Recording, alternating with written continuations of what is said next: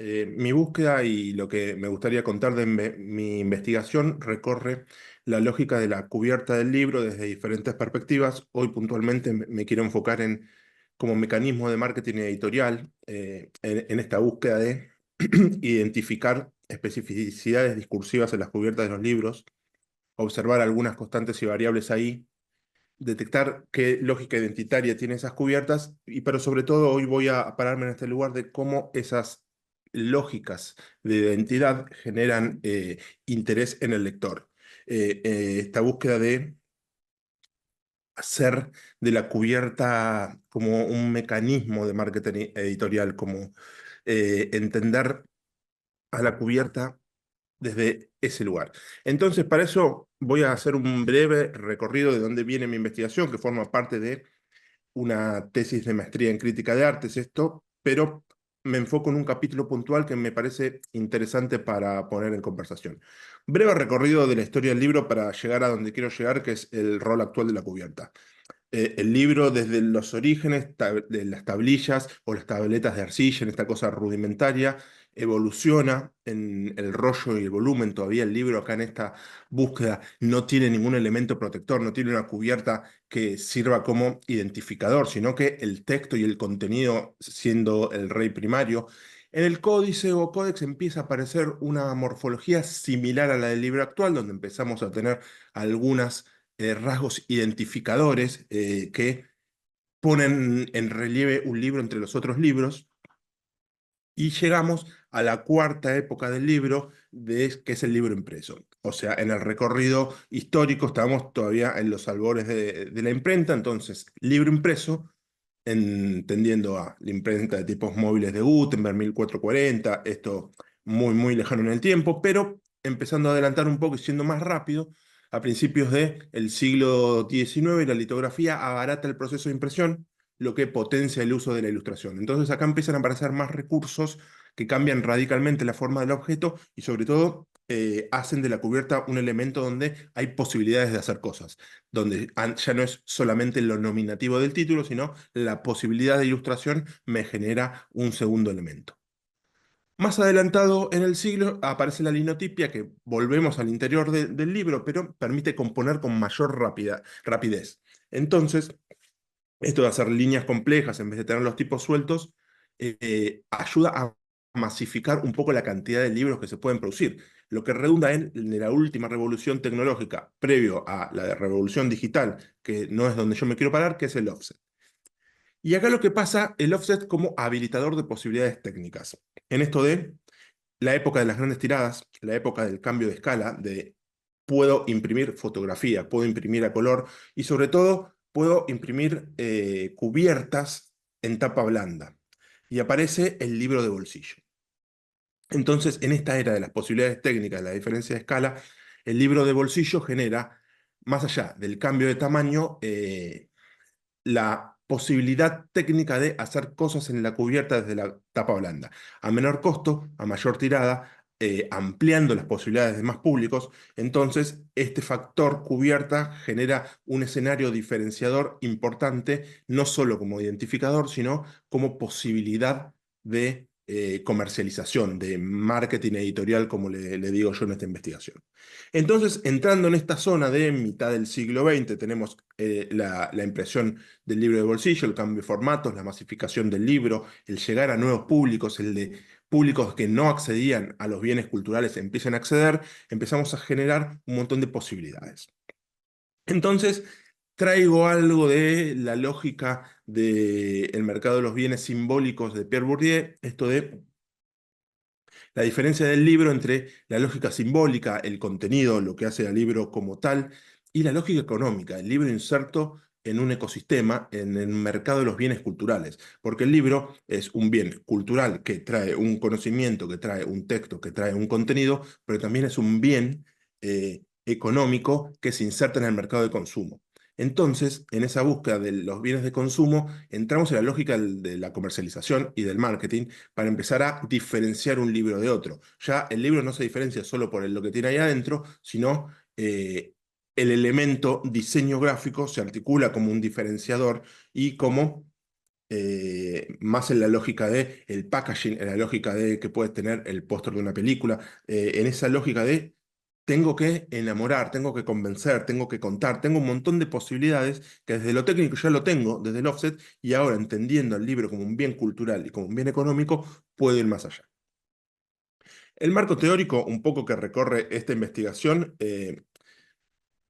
tomo a la cubierta del libro como dispositivo. Tomo la cubierta del libro bajo el marco de las teorías discursivas y el análisis sociosemiótico y sobre todo como elemento paratextual. Voy a ir un poco al detalle con esto. Sobre todo la parte de dispositivo. Tomando la lógica de la cubierta como dispositivo no técnico, sino como dispositivo que habilita el contacto. Este rol de gestor del contacto y como una instancia que regula los intercambios discursivos. Entonces tengo al libro, tengo a la cubierta como el puente entre la producción y el reconocimiento, entre el autor y el lector, mediado por el editor, pero como una instancia que modaliza los intercambios discursivos. Y por la otra cara tengo el rol de la cubierta, el rol del libro, sino de los diferentes elementos paratextuales. Tomando la lógica de Gerard Genet de paratextos, esto de paratexto como texto que nos permite acceder a otros textos, aquello por lo cual un texto se hace libro, y estas cosas que no forman parte del cuerpo central, pero lo presentan, aseguran su existencia y recepción. Y ese último punto me parece interesante, que tengo el libro como cuerpo central, tengo los paratextos que presentan, aseguran su existencia y la recepción.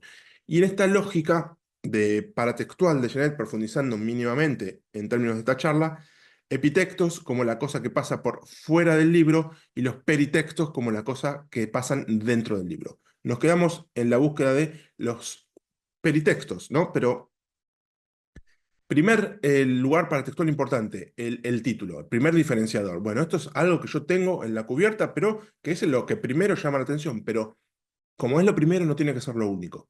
Tengo la contratapa como lugar también para textual donde puedo generar una instancia de conversación y de diferenciación. La reseña, cita, biografía, extracto, marca editorial, foto de autor, título de nuevo. Entonces tengo acá otro paratexto que se habilita, que es la contratapa. Tengo la solapa como otro paratexto que también me habilita el rol del bien comercial inserto en los mercados de consumo. La biografía del autor, un extracto, la reseña, la foto misma del autor. O tomando otro ejemplo de solapa, a propósito es sobre el mismo libro, como para que vean cómo esto es flexible. En la otra solapa tengo el catálogo editorial, entonces acá empiezo a tener diferentes cuestiones que son interesantes para entender las diferentes funciones de los paratextos. La sobrecubierta, esta cosa que recubre el libro y tiene casi todos los otros epitextos, eh, y el lomo, otro gran peritexto que funciona en el libro, que tiene la marca editorial, autor, título. Todos estos son diferentes paratextos que se complementan, por ejemplo, banda promocional, pero sobre todo este es el que yo quiero profundizar, que es el de la cubierta. La cubierta es lo que puede incluir el título, ilustración, colección, editorial, autor, foto y más. Este gran elemento diferenciador. Entonces, en la lógica del paratexto cubierta, lo que me gustaría pensar es estas diferentes dimensiones que habilitan a la cubierta como gestor del contacto, como rol en el mercado de consumo y, por ejemplo, entendiendo la cubierta desde la diferenciación. Entonces acá ya voy a dimensiones propias del marketing. Se tiene la cubierta como el primer contacto y la carta de presentación que tiene el libro con el público. Y acá la diferenciación se da con muchas cosas, con la marca editorial reconocida, con editor de nombre, diseño del producto, estrategias de precio, catálogo diferenciado, diseño de cubierta. Entonces, desde la comercialización, desde el rol del libro como habilitador, la cubierta funciona como el gran elemento diferenciador. Tomando otra dimensión del marketing, generando la identidad, que profundiza el rol de la diferenciación. Pero no solo es una función identitaria, sino que remite la función nominativa y a su vez define el perfil de la editorial y del libro particular. Entonces acá tengo algo que lo diferencia, algo que lo hace identitario en términos de único.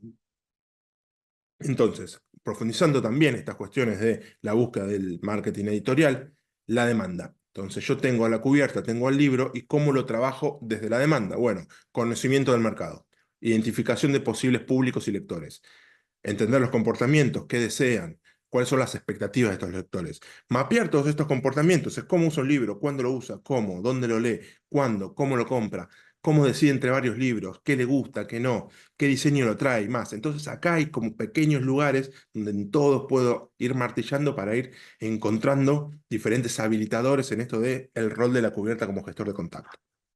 Terminando, tengo también el rol en lo contrario de la oferta. Entonces, yo desde la oferta, como generador de bienes culturales, puedo generar propuestas de valor. Entonces, mi propuesta de valor haciendo el libro desde la oferta es una ventaja competitiva. Cuanto más especializada es mi oferta, de una editorial se denomina de concentración, tiende a ser como más específica, y cuanto más variada se considera más generalista. Las últimas dimensiones que traigo en esta conversación es el rol de la cubierta como un mecanismo de marketing editorial en el catálogo, porque todo libro se inserta en el ecosistema de otros libros. Entonces esto genera visibilidad, genera fidelidad del lector, da presencia, da previsibilidad. Entonces ven que en diferentes lugares, en diferentes cuestiones que puede ser un producto y un bien de consumo, hoy tomamos el libro. Y por último, para terminar, todo esto confluye en la presencia del libro en el punto de venta. Y acá es donde se juega como el partido final de el libro diferenciándose, captando la atención de los compradores potenciales en contraposición con la competencia. Acá me meto en la mesa de la librería, un libro contra otro, y es la cubierta como el principal habilitador. Uno a veces va a buscar el título puntual porque sabe lo que quiere, pero uno muchas veces también se tiene que entender de qué se trata desde la lógica de la temática y el género a través de estas cosas que te identifican rápidamente.